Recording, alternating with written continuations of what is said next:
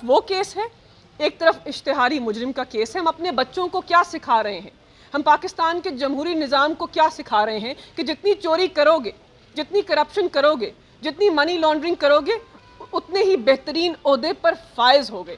یہ جمہوری نظام کی نفی ہے اسحاق ڈار کا واپس آنا، یہ عدالتی نظام کی نفی ہے، یہ ہمارے نظام عدل کے اوپر ایک تماچا ہے، اور ہمیں مجموعی طور پر اس نظام عدل کے اوپر ماتم کرنا چاہیے جو اسحاق ڈار کو اس قسم کی رعایت دیتا ہے جو عام پاکستانی شہری کو نہیں ملتی. بہت شکریہ. آپ لوگوں نے کرنا تھا نا نظام انصاف، آپ تحریک انصاف آپ نے نام بھی رکھا ہوا ہے، 3 سال رہے آپ لوگ، تو آپ ٹھیک نہیں کر سکے. دیکھیں نظام عدل کے اوپر کسی نے بہت ساری ہیں، میں آپ مجھے انٹرویو کا ٹائم دیں، میں آپ کو طویل ڈیٹیل سے ایکسپلین کر سکتی ہوں کہ جب وزارت قانون و انصاف نے کس قسم کا ریفارم کیا تھا اس نظام عدل میں بہتری لانے کے لیے.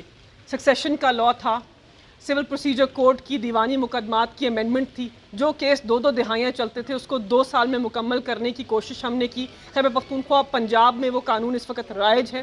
اس کے ساتھ ساتھ کرمنل پروسیجر کوڈ جو ہے، جو فوجداری مقدمات ہیں، اس کے اندر اصلاحات لانے کا بہت بڑا پیکج عمران خان صاحب نے جب اسمبلی میں پیش کیا تو ایک سازش کے ذریعے ایک وزیر اعظم کو اس کا ریفارم ایجنڈا مکمل کرنے سے پہلے ہی اس کے منصب سے ہٹا دیا گیا.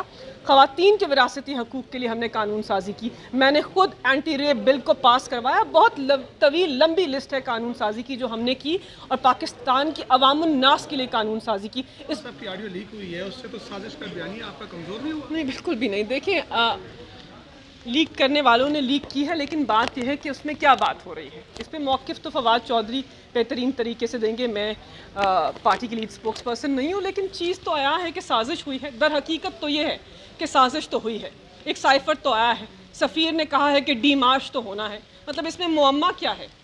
معمہ تو نہیں ہے نا. ایک چیز منظر عام پر آئی ہے، ہم اس کو کھیلیں گے. دیکھیں ایک سیاسی گفتگو ہو رہی، پرنسپلس، اور اس میں کتنی تصدیق ہے، اس کو کتنا جوڑا گیا ہے، کہاں سے اٹھایا گیا ہے. میں نہیں جانتی کہ آڈیو ٹیپ کے اندر کہاں سے چیزیں ملائی گئی ہیں، کیا وہ فل آڈیو ٹیپ ٹھیک ہے. وہ سب چیزیں منظر عام پہ آنی ہے. پاکستان تحریک انصاف کا آفیشیل موقف آپ کے پاس آئے گا، فواد چودھری صاحب خود دیں گے. جتنا میں نے اس کو سنا ہے، مجھے تو لگتا ہے کہ تصدیق پر تصدیق ہو رہی ہے، بتا رہے ہیں سب کو.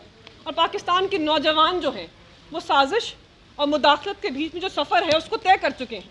پوچھئے کسی عام نوجوان سے، کیا تمہارے وزیر اعظم کو مداخلت سے ہٹایا تھا یا سازش سے ہٹائے گا؟ بتائے گا سازش سے ہٹایا تھا. تو ان چیزوں میں کوئی بات نہیں. ملکہ بخاری صاحب، لاسٹ کوسچن، جو وزیر اعظم ہاؤس کی آڈیو لیک ہوئی ہے اس سے پی ٹی آئی اسپیشلی بہت زیادہ اس کو اس وقت اٹھا رہی ہے، اجاگر کر رہی ہے. تو آنے والے دنوں میں کیا لگتا ہے، انویسٹیگیشن تحقیقات جب ہوں گی تو کیا لگ رہا ہے معاملات کی جانب بڑھتے ہوئے دکھائی دے رہے ہیں؟ دیکھیں میں تحقیقات میں کیا منظر عام پر آئے گا وہ تو آپ کو نہیں بتا سکتی، لیکن یہ بات ضرور ہے کہ تحقیقات ہونی چاہیے.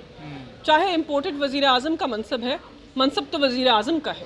سیکیورٹی لیبس تو بہت بڑا ہے، 130 گھنٹے کی ریکارڈنگ ہے، ڈارک ویب پہ بک رہی ہے ریکارڈنگ کتنے لاکھوں ڈالر میں. تو یہ تشویشناک ہے ایک مضبوط جمہوری نظام کے لیے، ایک نیوکلیئر پاورڈ اسٹیٹ کے لیے، ایک بہت بڑی افواج رکھنے والے ملک کے لیے. تو اس کے اوپر بہت ساری چیزیں جو ہیں وہ سوال بن کر آئی ہیں، اور اس کی تحقیق مکمل ہونی چاہیے کہ کس طرح اتنا بڑا سیکیورٹی لیپس ہوا.